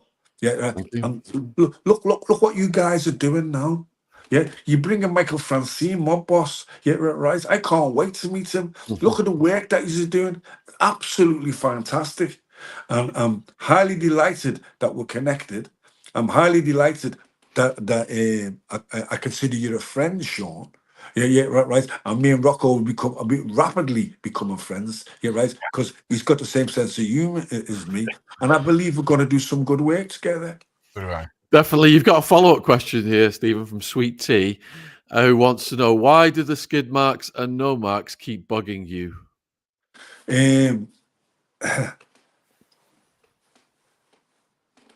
Envy, jealousy, racism. Yeah. See, there was one online today, and I said to him, without no picture, I said, without seeing you, I know You know, white Evertonian from the north end of Liverpool. Special breed, white Evertonians from the north end of Liverpool. Yeah, no one understands how racist Liverpool is. You understand? Yeah. They say it's the European capital of culture. Yeah. Well, my one of my mentors was Willie Olsen. Yeah, I'm great friends with his daughter. They were murdered by white racists, outnumbered and murdered by white racists. Stephen Cole, one of my great friends, outnumbered and murdered by white racists. Anthony Walker, smashed over the head with an ice axe for being with a white girl. Yeah. I seen Joey Barton on James English trying to minimize what they done. Yeah, I had it with the Bartons in the Grafton, battered all of them. Battered all of them. They came to the Grafton trying to kick off and battered all of them. Yeah, right. If you ever see Joey Barton, I'll batter him. Yeah, right. And the reason why I battered him, yeah, right, is the Bartons are the most racist family I've ever known. Yeah, and they killed Anthony Walker for nothing. Yeah. There's three. Yeah, right. There was a guy called Charles Wooten. Charles Wooten, yeah, was a Caribbean sailor. He came to Liverpool after the First World War. Yeah. It was Liverpool's first race riot. Yeah, right. Big Irish Tell Hughes, yeah, was the leader of the racist mob. Yeah. They chased him down to the Queen's Dock. He jumped in the water to save himself. They stoned him and killed him. The police, they were called city police then. They weren't the Metropolitan Police. They didn't come to Metropolitan Police. Was there. Nobody was arrested. Here's an interesting fact. When my mum was 17, she was disowned by her father, yeah, right, because she fell pregnant to a black man. Yeah. Big Irish Tell, the leader of the 1919 race riot, is my white grandfather. My dad is a small guy. Yeah, my white aunties and my mum say I get my size from my grandfather. Yeah, I get my size from him. He was called Big Irish Terry Hughes, and he hates the black people. Yeah. And he disowned my mum when she was 17. She's 90 now. When she was 17, and threw it out into the street. I know the history of my city. Yeah, Big Irish Tell was involved in the first race riot where he run down the black people and threw them in the river and killed them. Yeah, you hear about Leroy Cooper and the 1981 uprisings. Yeah. Leroy Cooper wasn't even there. Leroy Cooper got arrested. Yeah, it happened on Mulgrave Street. Yeah, outside the Caribbean Centre. Ivan Freeman was there. Andrew John was there, and I was there. Yeah, and he tried to arrest Andrew John. Andrew John was my PIC, my brother, my partner in crime, and he gave me that look. Yeah. He threw the first punch in the 1981 uprising, started outside the Caribbean Centre on Mulgrave Street. I threw the second punch. Yeah, there was three of us, and we fought with three policemen. Yeah. We overpowered them, and that's how that riot started. So, yeah, in my own family, yeah, I've got a guy that was involved in the first race riot in Liverpool, and a guy that was involved. I was involved, heavily involved. That's where my reputation first began to grow. In the second riots. I know about my city. Yeah, I love my city, and let me just redress the balance. Yeah. There's a lot of decent, non-racist white folk in Liverpool, but there's still pockets of racism there. Yeah, right. And I'm not trying to make an issue out of it. I just say it matter of factly. It's one of the reasons why I turned out to be a ferocious guy. Yeah, right. Because we were surrounded like white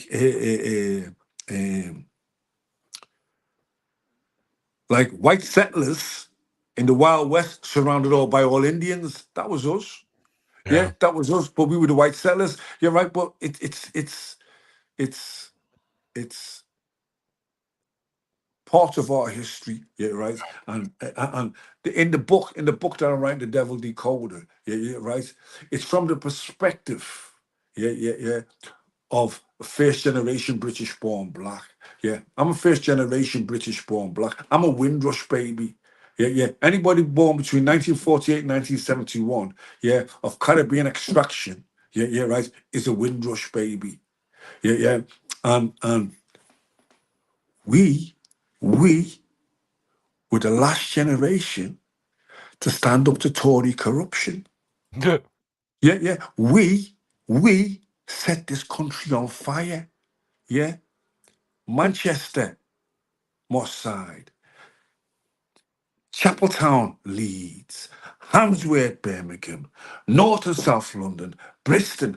We set the place on fire because we were fed up of what was going on. We were the last ones to stand up and be counted and fight Tory oppression. Margaret Thatcher. And then they put the boot into the miners. I had a miner come to me once, and the miner says to me, "I never used to believe you black fellas about the police beating you up." Yeah, right. Because the miners got the boot put into them, mate. In 1981, they got the boot put into them. Yeah. I said to them, "What do you want, a fucking medal?" You understand? Because that's been our lot for 400 years. We've been told that we're liars. We've been told we're lying. Now, with the invention of the camera phone, it turns out it's all true. Yeah, right. I get told I'm lying, but I'm not. I'm telling the truth. And through the power of social media, the gift that I've been given to narrate, to articulate, and stand fearless in the face of my foes, I'm going to do my own legacy, my own 12 one-hour documentary legacies, right, and that's been sent to me by a blessing, right, that you, Sean, and Rocco are allowing me to do. I'm so grateful for that, because that will be what I put out there that will remain and stand the test of time. Yeah, and it's so important that you have that opportunity. Sorry, Sean, take it away before I go off. I was just going to say it's an honor to have Stephen on the channel, man. Like I said, I read his book, one of the best books I've ever read in my life, and some of those stories, wow, the battle at the Grafton, etc. Yeah, I'll never forget them. And I just want to say, listen, 300 men turned up. 300 men turned up, to get the niggers off the door. Yeah, there was only 6 of us. Yeah, but and it wasn't all black guys. Yeah, Brian Schumacher, Olympic champion, Jimmy Price, Commonwealth gold medalist, Andy Palmer, ABA heavyweight, Jimmy Styles, and Jeff McNeilish, right. They're all white guys from Highton. They're all my mates. Yeah. Unfortunately for them, they brought knives to a gunfight.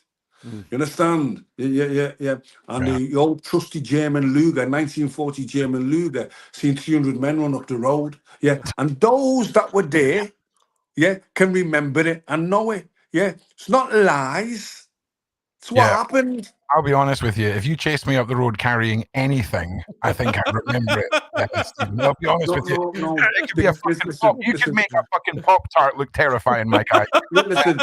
May he rest in peace. May he rest in peace. One of the toughest guys that come out of Merseyside, was a guy called Tommy Gilday. He's dead now. Yeah, right. May he rest in peace. Yeah. And we were set on a collision course. Yeah, right. And he couldn't just walk in our club or walk over our door. And he said he'd come back. He said he'd be back, and he came back. And I knew he'd be coming back. And they came back. There was 300 of them. I had lookouts at both ends of West Derby Road. My lookouts coming in. He goes, they're pulling up in vans. There's loads and loads of them. Yeah. We just chained the doors. We were like 6 Spartans. Yeah. There was only 6 of us. 6 of us to face, and we changed the door, and we had an equalizer. You understand? Yeah. Yeah, they neutralized allegedly. But listen, how many times had you heard, I'm going to be back with my mates in your life up until that point? This must have been the definitive. Yeah. No. Moment, See. You got to remember. Yeah, right. We were black guys running a white door in the north end of Liverpool. It's just not heard of. It just wasn't heard of them. But we were all athletes. Yeah, right. And when I say black guys, the door was mine. Yeah, right. But I had white guys working with me, good white guys. Yeah. Brian Schumacher taught me how to left hook. Brian Schumacher was one of the best British boxers ever. He just didn't have the dedication. Yeah. He ended up killing his father-in-law. Yeah. He's in and out of prison all the time. Yeah, right. But he was a fantastic guy. Jimmy Styles took me to the Blue Bell in Highton. Jeff McNeilish, yeah, right. Men that would stand with you. Yeah. Men that would stand shoulder to shoulder with you. And that if you went down, when you woke up in the hospital, you'd see him in the next bed to you. Yeah. See, that's the warrior's mindset, though, isn't it? Really. Yeah. It's the never leave a man behind. I have to dress it, and I have to be careful because it comes across sometimes, or it can come across when I point out about white racism that I'm a racist. I'm not. Yeah, right. This is why I'm talking about these white guys that I love. Yeah, right. But them guys, they know who they are.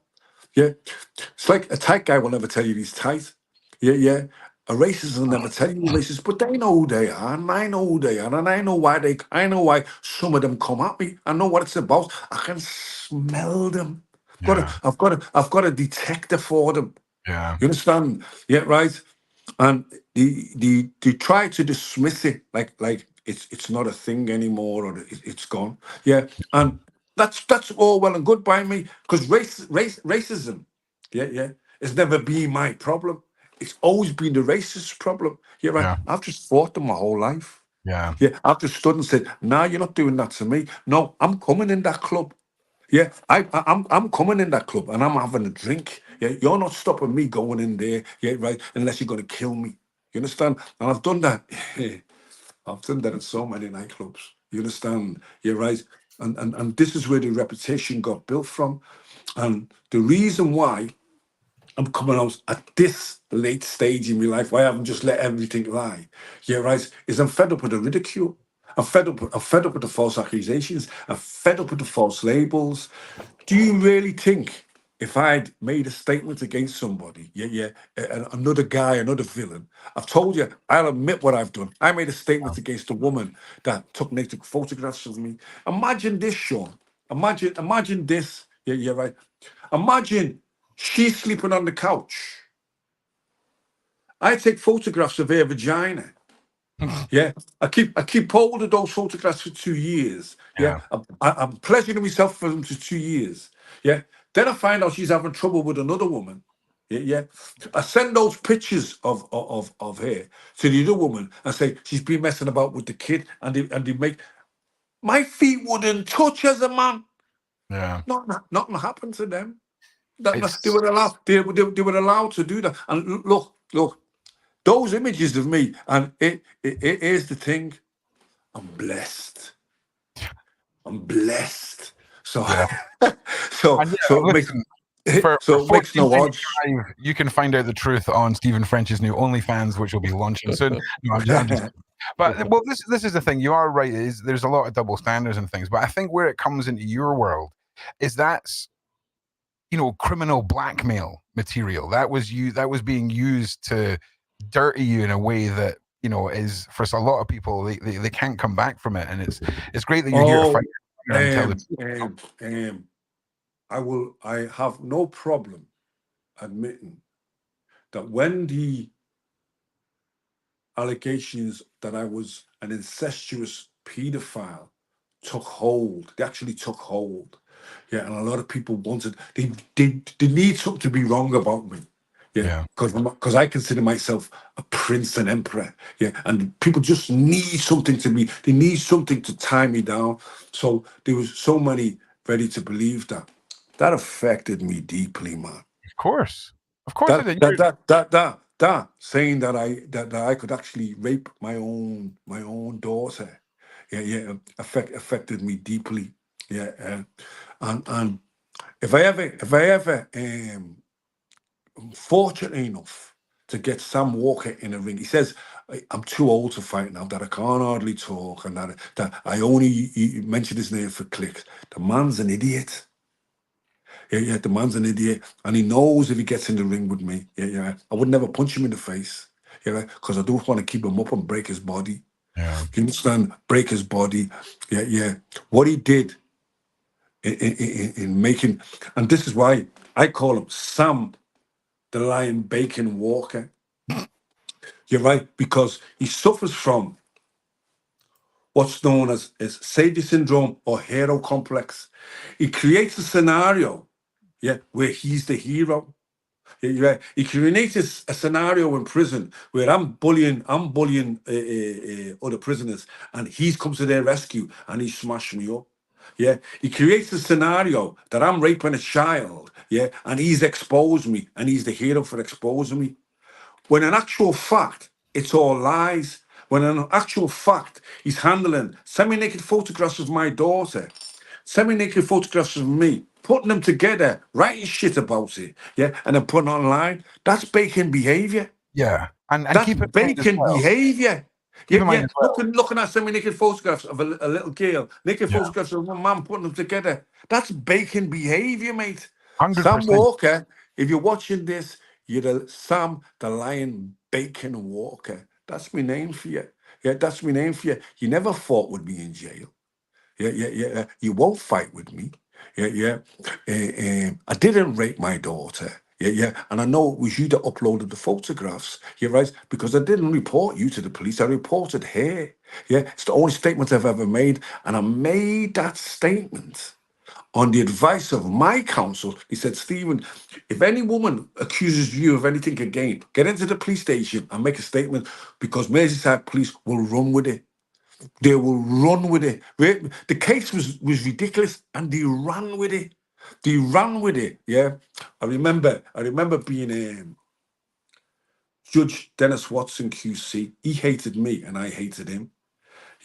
So they said to me, they wanted me to plead guilty to threats to kill. I threatened the young man. I said, if you don't stop your mum doing what she's doing, I'll take it up with you and all the men in your family. That was because she was a threat to kill.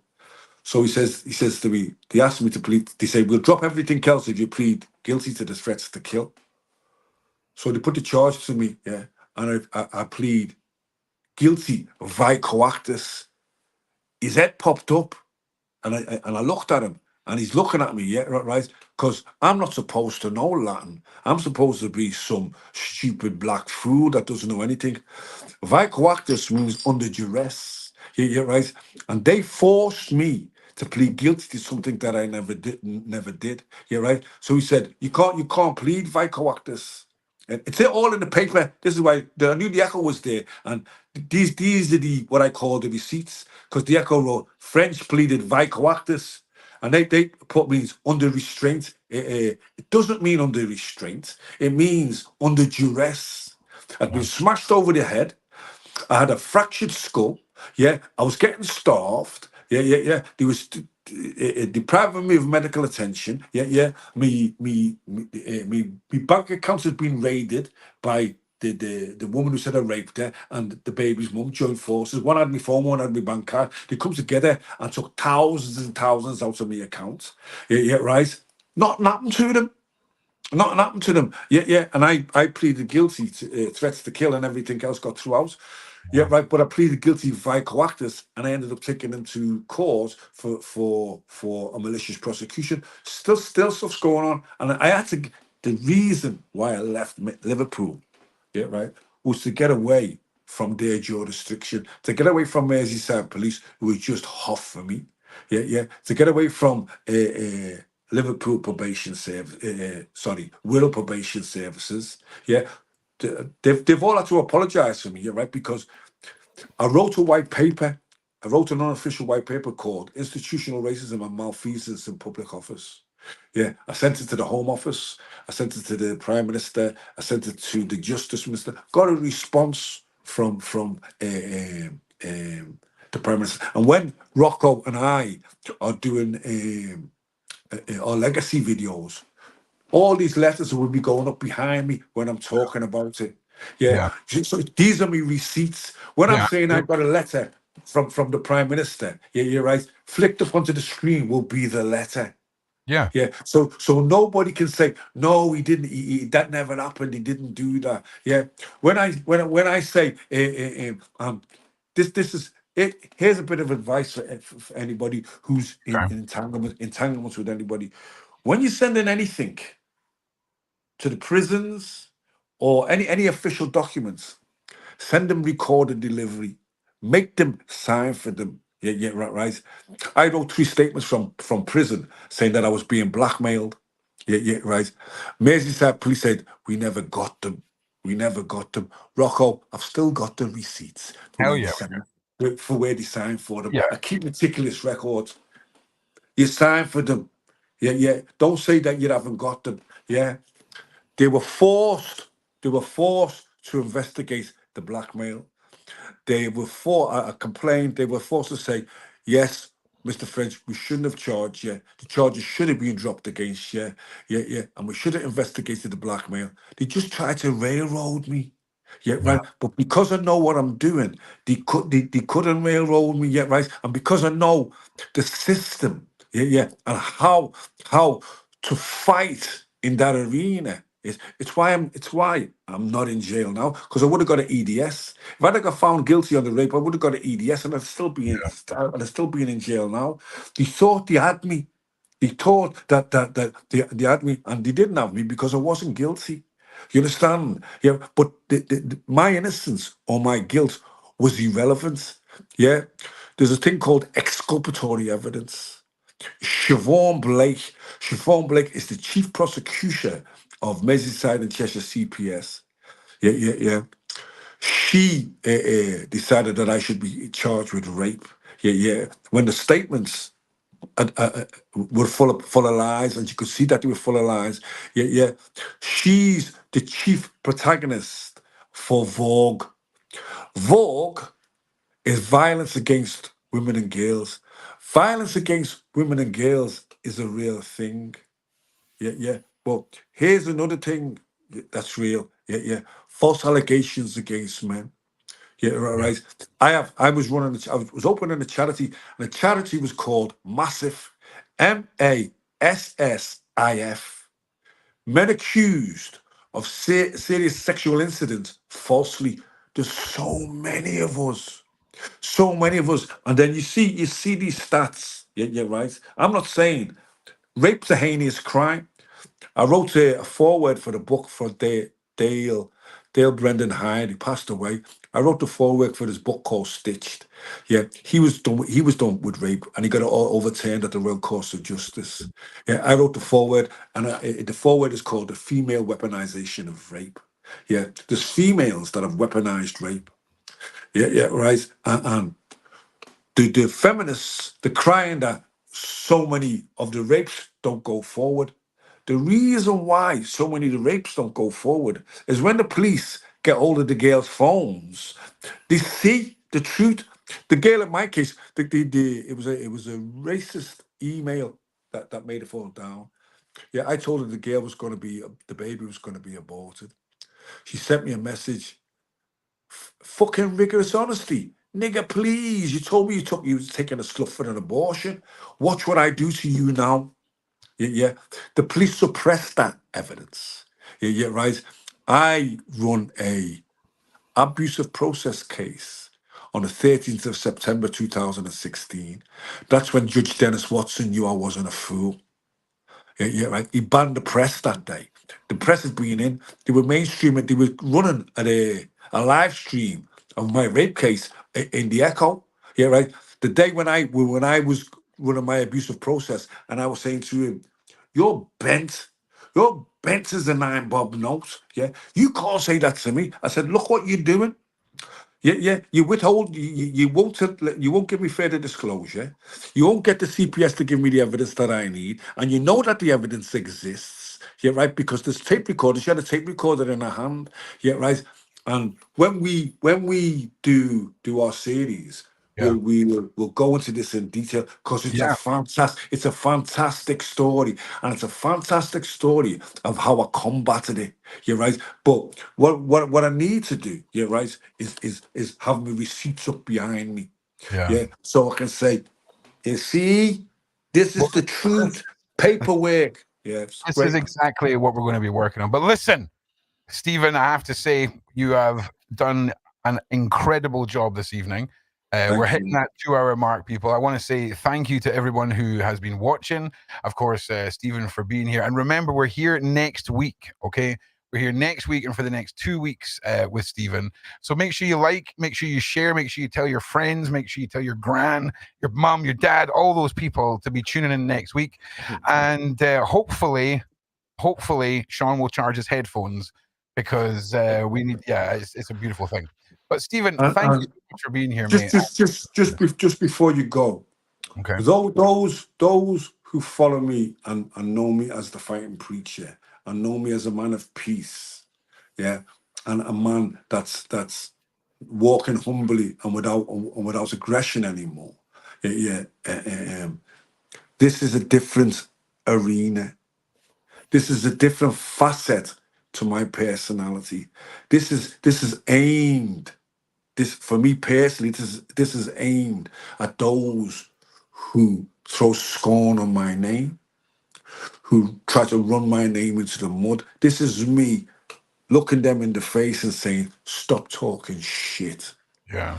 Bring the evidence, bring the receipts, or pack it in. It's no point just putting Stephen French is the grass, unless you can say you have grassed on. Yeah. Stephen French is a nonce, unless you can say you have nonced. Yeah, they're just names that you're trying to call me because I know you've got some issue with me. You're right. So for those who follow me and see my gentler side, I apologize, but it's the warrior in me won't lie down. Yeah, the warrior in me just can't lie down. I've got to fight these people. You're right. But I'm no different. Yeah. I'll still be offering my advice and change powered by choice. And I'm still about love. And I'm still about light. And I'm still about hope. I'm just dealing with some fools. So just understand that. Thank you. Well, this is it. It's got to happen. Yeah. Thank you, everybody, for being here. Thank you, Sean, for supplying the platform. And we will see you all next week. Make sure you like, subscribe, all that good stuff. And until then, we will see you in the next one, guys. Thank you so much for being here. We'll see you soon. And what else happens in that? Burn a saint and altar card in your hands, and you actually take an oath. And what is that oath?